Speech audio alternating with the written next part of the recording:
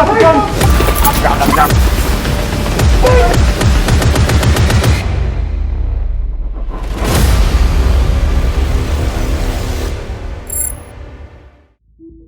So obviously level 1 is a prereq for level 2 because in level 1 we teach everything you need to do in a combatives environment. Now, what level 2 does is it introduces stress drills. So now you have to react to stress and utilize the concept, skills, and tactics you built in level 1. That's going to be running through this. We get the box drills first. You'll also get time as a group to observe all the positions. Okay. Yeah, it's get like a tree cut down. tree. More Yeah, once you're given ammo as well.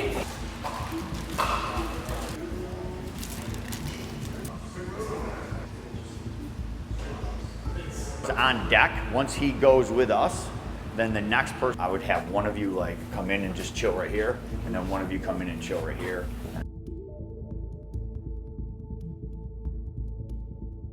Left comes over, right, you'll just turn and begin. Okay? So whenever you're ready, begin.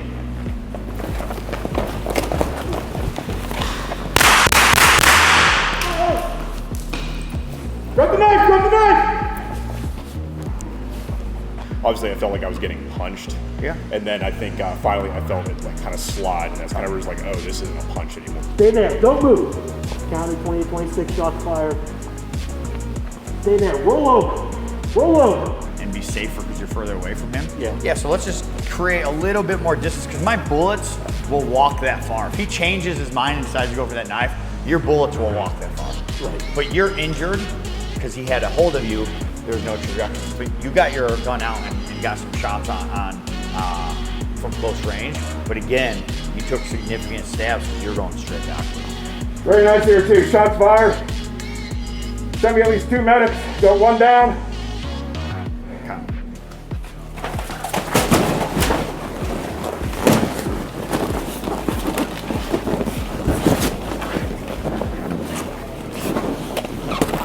Here to whizzer or grab it. High underhook or buddy tie really limits his ability, or you're going to feel him trying to at that point. Cool? Yep. All right, you can drop that stuff and then. Down, motherfucker! Ah!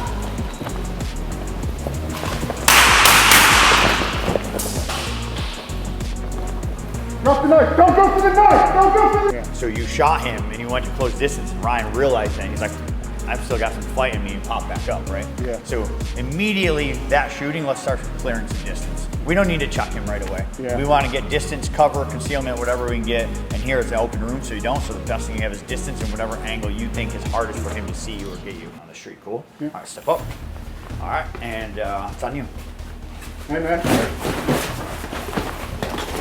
Get on the ground! Get on the ground!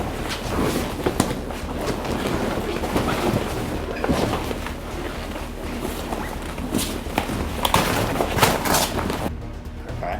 So if I'm here and I know now he's cooperating, I'm going to go hands on. If we get in a fight again, Yeah. I want both hands ready to fight, and I don't want to be fighting where it's easier for my weapon to get knocked over. So maybe I'm going to holster the weapon, step on his foot, and then go to custody. Makes sense. As part of the training, students are divided into groups to create and plan de-escalation scenarios that their peers will then simulate. They're just here to help, make sure the scene's safe. Good? Got it. You good? All right. Turn.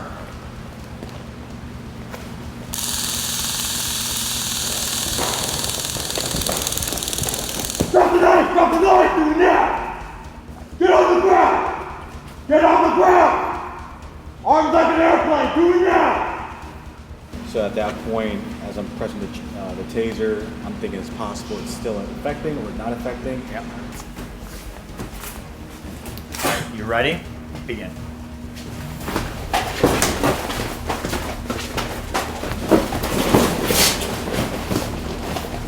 I'm going to have you do this on the next guy if they try to present. If they try to present their gun and you're not controlling the near side arm, I want you to control the gun. I mean, I want had you an to underhook control and I it. just couldn't. You had an underhook initially, Yeah. and I thought you were going to stand up with it, but it's hard. Yeah, He's well- pressuring forward, and you're in gun belt, and you're in all this gear, right? You and I are going to be like moving in that 360 environment. You will be too.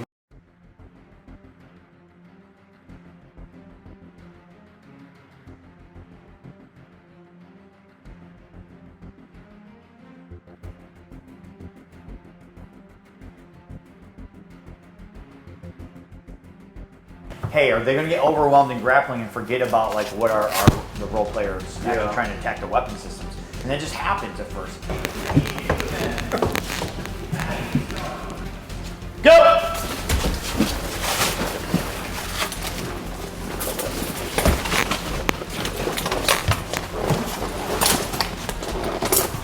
If you were gonna engage, get as much space as you can.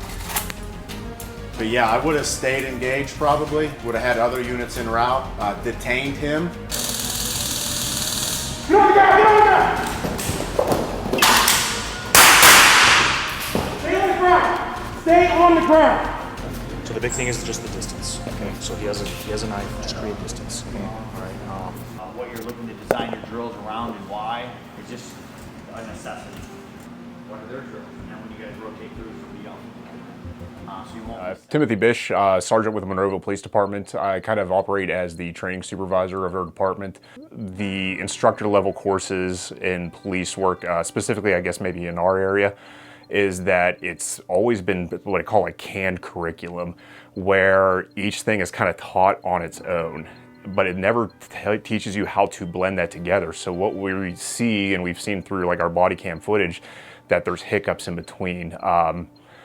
I would say as far as the reality-based training that we've gotten here this week with the EFC Level 2 instructor, it's the missing pieces. You know, it's bringing everything together, really teaching the problem solving, working under the pressure, the adrenaline, and really problem solving the issue. And we're forcing people to develop that skill set to work despite all those challenges. In this simulation round, students take on the role of facilitators, implementing their own de-escalation plans and strategies. After each scenario concludes, they provide constructive feedback to their peers, fostering an environment of continuous learning and improvement. This approach not only hones their communication skills, but also prepares them to effectively coach future students in reality-based training scenarios, ensuring that each participant gains valuable insights from both the simulation and the collaborative discussion that follows.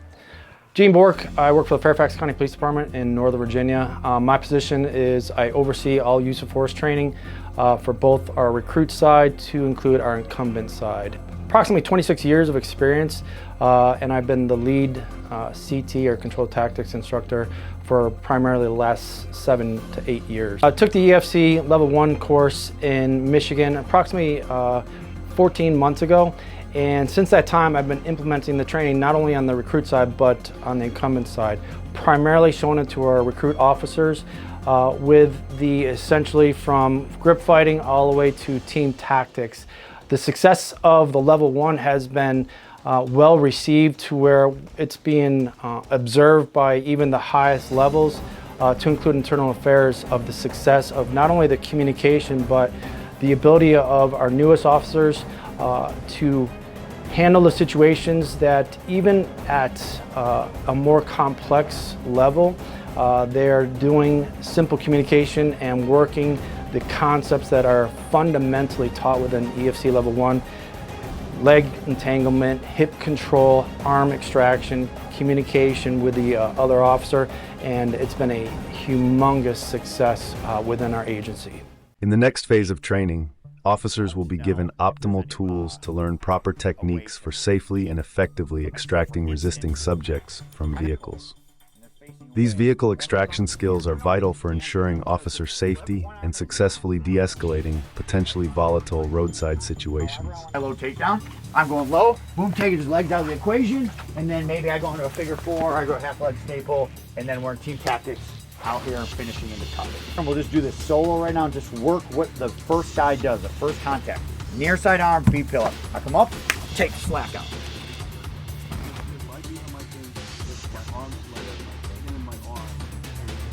And realistically, that cover guy would be like if you guys are coming here and the guy starts to go for a gun here, that's when he's gonna be, and come to the tire, right? So that's where we'll work up to today, because that's the hardest part of actually.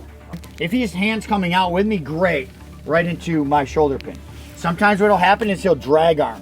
I go shoulder pin, my outside elbow tucks in my hip,